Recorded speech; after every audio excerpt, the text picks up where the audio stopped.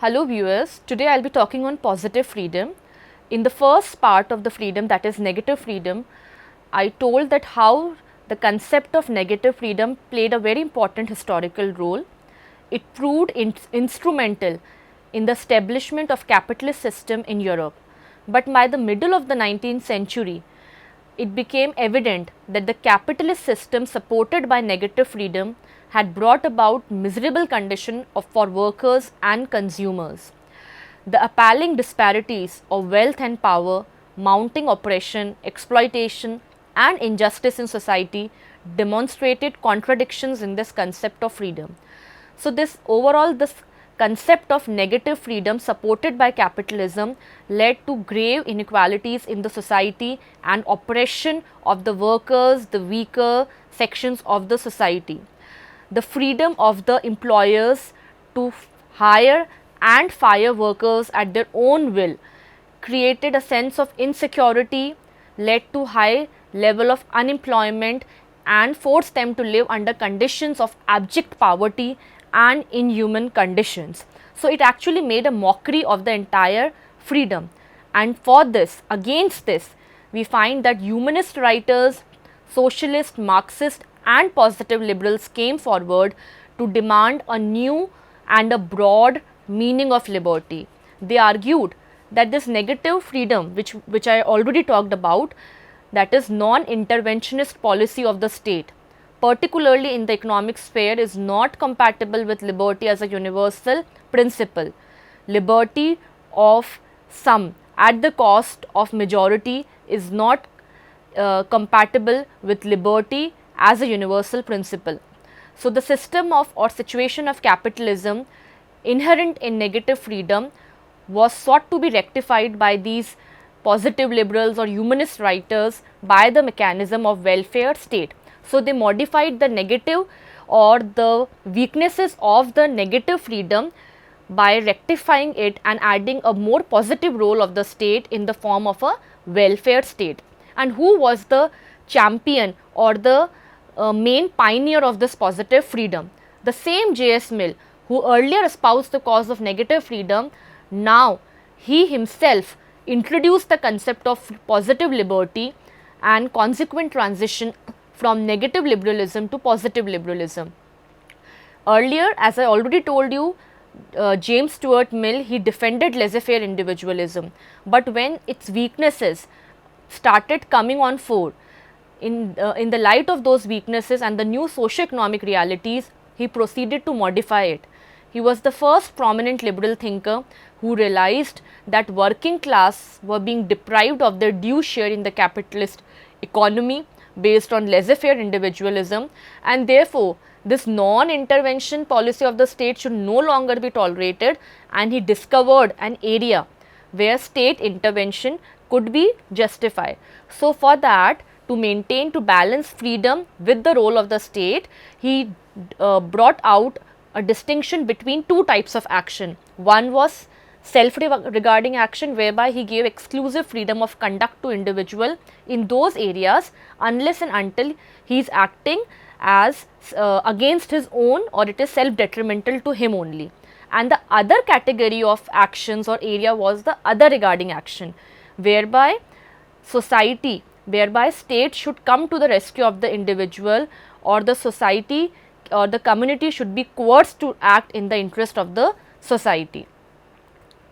Mill, his essay on liberty is perhaps the most famous vindication of freedom of thought and the most powerful plea for the toleration of opinions. So, as I told you that he brought out the another sphere of freedom, that is self-regarding and other regarding actions, where the state can regulate the activities of the individual in the broader or in the general interest of the society. And he also pleaded for freedom of speech and expression, limited right of inheritance and right of taxation. So, in his first essay, that is on liberty, he talked about famous vindication of freedom of thought and plead for toleration of opinions. You all have heard a very famous line of J.S. Mill, that if all mankind minus one were of different opinion, humanity has no right to silence that one man, but if it has the courage to silence the entire humanity. So, he asserted that the opinion or the wisdom of any single person should not be crushed, and he supported this liberty of thought on two grounds: that it is useful to the society. You never know how enlightening even that single opinion could be, and it could change the entire course of society, as we have already seen the contribution of some famous people. He asserts that rational knowledge is the basis of social welfare, and the only way of confirming and extending true knowledge is to submit all ideas, old and new, to the test of free discussion and debate. In his another famous book, one is On Liberty, another is Principles of Political Economy. In that book, he had pleaded for limited right of inheritance and the state's right to taxation. Mill had attacked socialism in the first part of this book, but in its last edition, he revised his thought and he said that right to property was not absolute or sacrosanct, and went to the extent of advocating considerable restriction on the right of inheritance. The landlords had no claim to accession of such riches on the general principle of social justice. He argued that these additional riches should properly be diverted to the welfare of the real authors, that is the working class, who were the real producers of wealth from land. So, he said that a landlord is not the sole owner of or a proprietor of that property, and therefore, it should be diverted for the common interest or welfare of the people at a large, because it was the labor class or the working class who have contributed. So, he advocated the restriction on right of inheritance and supported the right to taxation, so that riches, that absolute or that additional riches could be diverted. This approach to the problem of taxation and limitation of the right to property heralded a new era of positive liberalism, which was developed later by liberal thinkers who thoroughly rejected laissez-faire individualism, and it also paved the foundation of a welfare state which looks after the welfare of the society at a large and not only of the few privileged class. So, in this light we can again see a logical distinction is brought out between negative freedom and positive freedom, is the one that focus on the role of state under different situation. According to this view, negative freedom consists in absence of restraint, that is non-interference by the state in certain activities of the individual to enable him to pursue his own happiness as long as he does not obstruct others in their similar freedom to pursue their happiness, which I have already discussed in the first part of negative freedom. Positive liberty is extending the opportunity to the individual to enable him to pursue his happiness or freedom where he is obstructed in doing so for want of means or capacity due to the prevailing social economic conditions. They call for a positive role of the state. For example, we have seen in our country the plight of the untouchables. They have been historically subject to so many restrictions and to torture. They were not allowed to access education or to public places. Therefore, to talk about freedom of education or freedom from want is nothing but an empty promise. So, because to ensure that these classes, the weaker sections, are also allowed to enjoy their freedom to education or freedom from ignorance, it is important, it calls for making necessary changes in the socio-economic system to remove certain kind of social economic inequalities or impediments in the way of realizing the freedom, which eventually calls for a more positive role for the state, that is to remove certain impediments in the way of individual in exercising freedom. So, it believes it, Professor Barker has very beautifully pointed out and has actually destroyed the myth of the negative freedom who just say state has no role to play. Professor Barker has said that just as the absence of ugliness does not mean presence of beauty, in the same way absence of all restraint does not mean the presence of liberty. Liberty is possible only in an ordered state, a state where legal and political aspect of sovereignty coincide or nearly coincide. Liberty does not mean complete absence of all restraint. it is not at all possible also. Such liberty cannot coexist, it is not harmonious with the principle of liberty as a universal principle, because in that situation it will only result of the enjoyment of freedom by the stronger. Stronger will have the freedom to crush the weaker. The fundamental maxim of liberty is that law is the condition of liberty, and liberty should be should coincide with the enjoyment of liberty by all. Professor Lasky has said in context of positive freedom that liberty is the eager maintenance of that atmosphere in which men have the opportunity to be their best selves. Lasky maintains, he was an English philosopher and he has actually championed the cause of the rights because he calls for a positive role of the state in the lives of the individual. He said that without rights there cannot be liberty, because without rights men are the subjects of law unrelated to the needs of personality. Lasky therefore proceeded to identify certain positive characteristics and tendencies of the modern state which held some promise for the underprivileged sections of the society. Lasky also said, he even illustrated or gave an exhaustive list of services which need to be provided by the state, and for which he is also called as a champion of welfare state.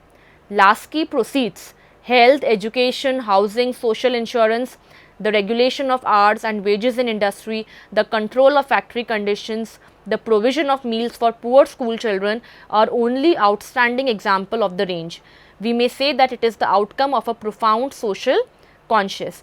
That is, it is the responsibility of the state to actively or positively intervene in the lives of the individuals to remove certain social economic inequalities or such kind of situation which are the creation of the society.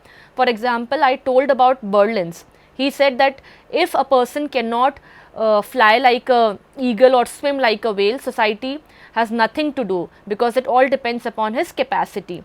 But these are certain natural limitations which cannot be overcome by the state or by the political system. But if same is applied to the fact that if a person cannot afford a bread or cannot take legal aid, then these are the product of the existing social structure, and it is the responsibility of the state, and it can be removed also. So, in these areas the state should contribute, and now we are seeing that today's era is an era of welfare state. Even those so called capitalist countries like America, they have also redefined their capitalist system in the light of positive freedom, and are called, they do not call themselves as a socialist state, but they call themselves, they have given a new name for their people oriented state policies as welfare state. Gettel has very beautifully brought out the point of Lasky. He says that liberty is the positive power of doing and enjoying those things which are worthy of enjoyment and work. So, it is doing certain things which are worthwhile. So, apart from J.S. Mill, who laid the foundation of positive liberalism and espoused the cause of welfare state, T.H. Green, he was also another English philosopher who added moral dimension to liberalism, and on this ground he advanced a full-fledged theory of welfare state. According to him, the main task of the state is to remove impediments in an individual's life which obstruct his moral realization. According to him, negative freedom is a freedom whereby a man is free to act as he chooses to do, or he is free to act as per his choice. But a positive freedom is whereby a man acts according to reason and for self realization or for worthwhile ends. So, according to Green, the welfare state enlarges freedom by empowering individuals and freeing them from the social evils that blight their lives. According to him, an individual is not deprived of his freedom in certain cases just because of the restriction imposed by the state, but also he suffers from large number of constraints which are emanating from the vagaries of blind market forces. A welfare state with vast network of regulation was therefore seen as a necessary instrument of freedom. Green introduces the notion of positive liberty in his famous essay Liberal Legislation and Freedom of Contract by arguing that state intervention, even if it is tantamount to a breach of contract, actually expands positive liberty. How? Because he sees state as an epitome of moral consciousness of the individual. He said that according to Green's line of argument, he says that man's consciousness postulates liberty. To enjoy liberty, for realizing his worthwhile moral goals, he needs freedom. Liberty involves rights and rights demand states. So, he sums up freedom, state and moral consciousness in a simple line that man consciousness postulates liberty, liberty involves rights and rights demand states. So, rights according to him do not emanate from any transcendental law as Locke has said, but they emanate from the moral character of man himself, and they realized they are required for by an individual to pursue worthwhile moral goals. T.H. Green, who was an important advocate of positive liberty and who sees state as a moral product of moral consciousness required to help individual attain his moral freedom, he said that a state is an agent for moral improvement, which led him to favor the intervention of the state to secure the welfare of the citizens. That is why he argued that state is entitled to make education compulsory. He said, these lines of Green are very famous, in which he describes freedom as, when we speak of freedom, we mean a positive power or capacity of doing or enjoying something worth doing or enjoying, and that too something that we do or enjoy in common with others. The ideal of true freedom is the maximum of power for all members of human society alike to make the best of themselves. This he mentions in his work Liberal Legislation and Freedom of Contract. Another famous champions of positive freedom were idealists. Idealists maintain that liberty lies in the obedience to law. Hegel, a very popular idealist, he says that state is a march of God upon earth and it is the highest expression and organ of social morality. So, for idealist, obedience to law is obedience to real will. Kant had an argument, how can one's freedom be evinced in action that are the product of brute nature working through by prompting desires which one blindly follows.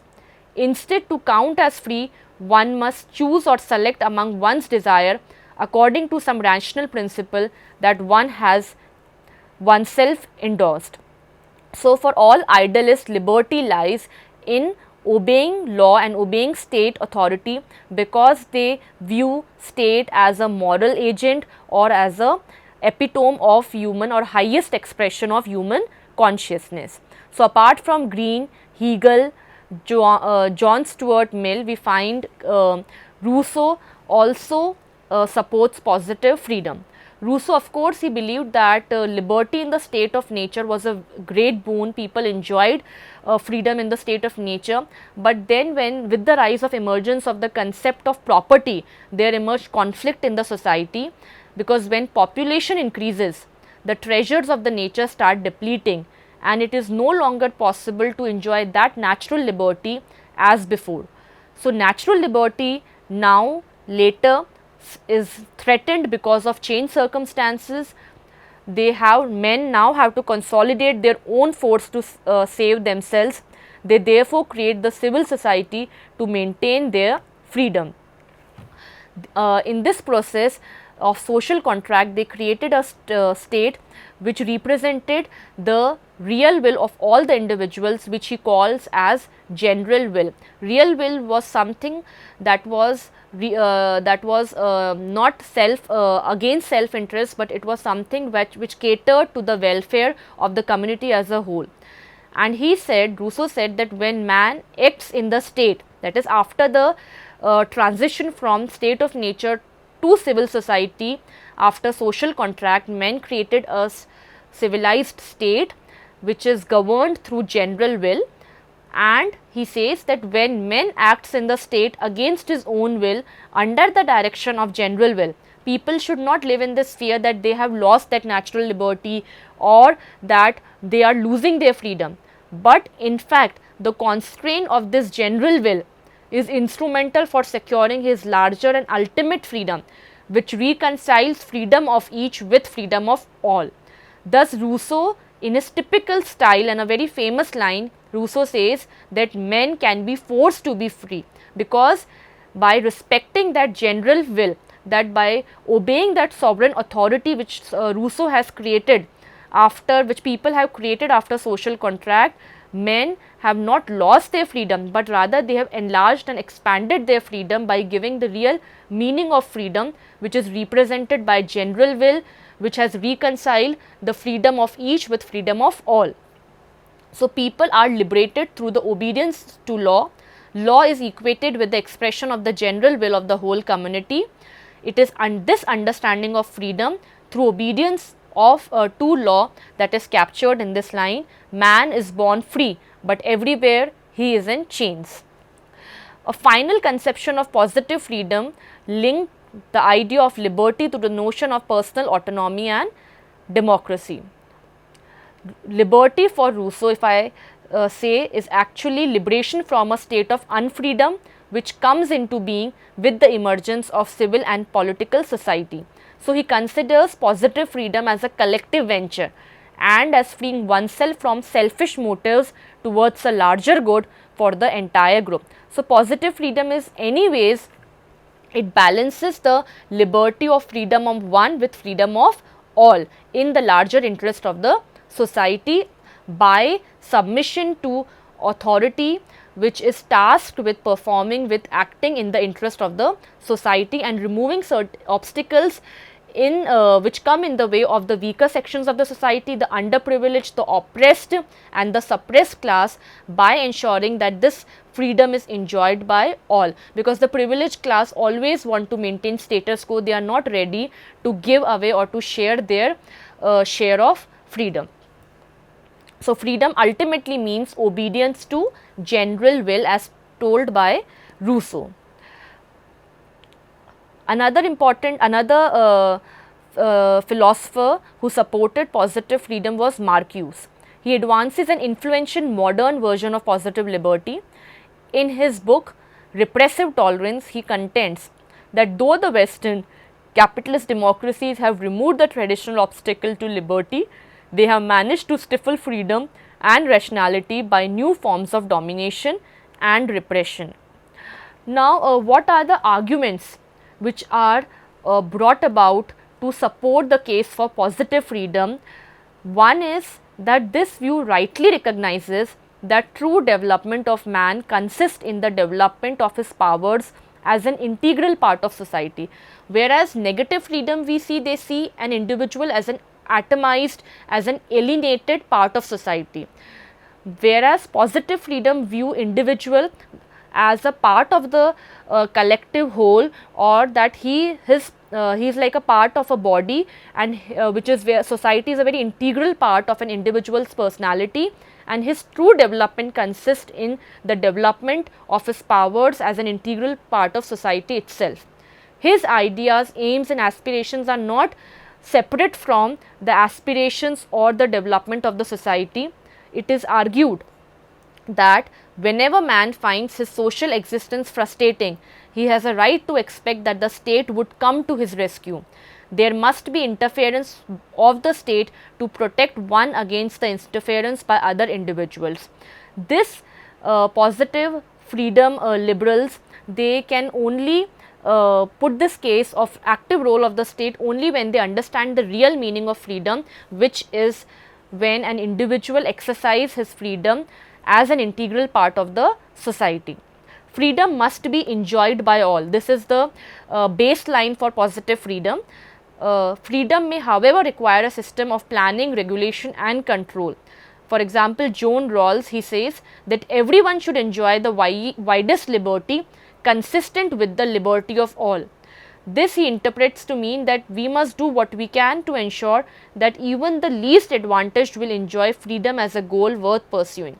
this view implies something like a welfare state. So, this positive liberals, they bring out that negative view of liberty did not sufficiently appreciate this value of man's capacity for rational understanding, for moral judgment and action, and for aesthetic creation and contemplation.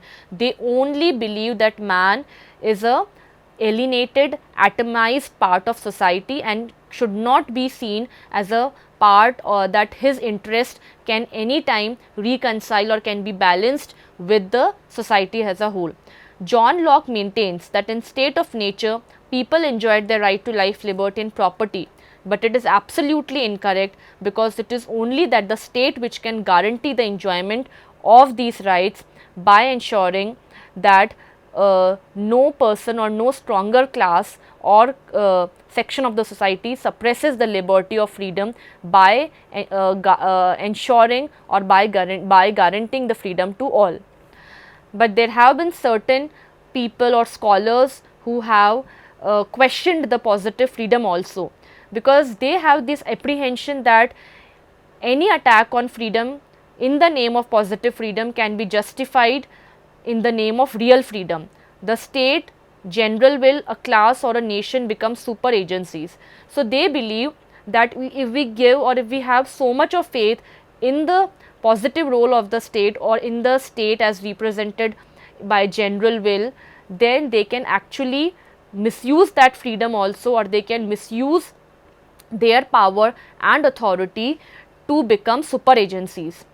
The more we exalt the state, or the more we exalt those who speak in the name of the state, the more are the chances of these agents abusing their powers in their private interest.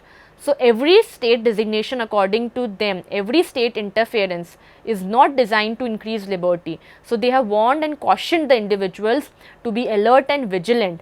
Like we have seen, there have been transition from negative freedom to welfare state. Again, we are seeing the revival of negative freedom in the form of libertarianism. So, they have cautioned that always you cannot blindly follow the welfare state, because the state power has often been abused in the past to serve the interest of one individual or class or caste. So, this calls for a check and balance on the activities of the state, for which we find that law helps. Law is the safeguard. The constitution of a country is the safeguard of liberty of an individual. So, they say that sufficient checks must be provided in the form of rights. Rights are something which ensure or which regulate our relations with the state, because they are designed or they are actually against the state. We demand rights and certain freedom against the state. Rule of law, so the checks should be in the form of rights, that is freedom should be given against the state. There should be rule of law, so that there is no scope of misuse of state authority, and adherence to institutional arrangements of society. However, there must be some area as told by or as called by positive liberals, which should be left to the individual, in which the state will not interfere without sufficient reason. So, if it is very easily possible that law and liberty should be balanced and they are closely connected, they complement each other, they are not contradictory, but they complement each other if used in good spirit. Law may be a necessary evil, and we aim at minimum of law, but it is an inescapable condition necessary to secure freedom of all. John Locke says in this connection that where there is no law, there is no freedom. We have seen there are so many, we have seen Arab Spring and other kind of movements, whereby we find that in so many countries people are demanding for a written constitution, because they know that constitution or law is the guardian of freedom. Professor Willoughby has also said that freedom exists only when there is restraint. Law is the protector of liberty, because it provides congenial atmosphere for smooth running of civilized life and guarantee the enjoyment of individual rights and duties and protect them.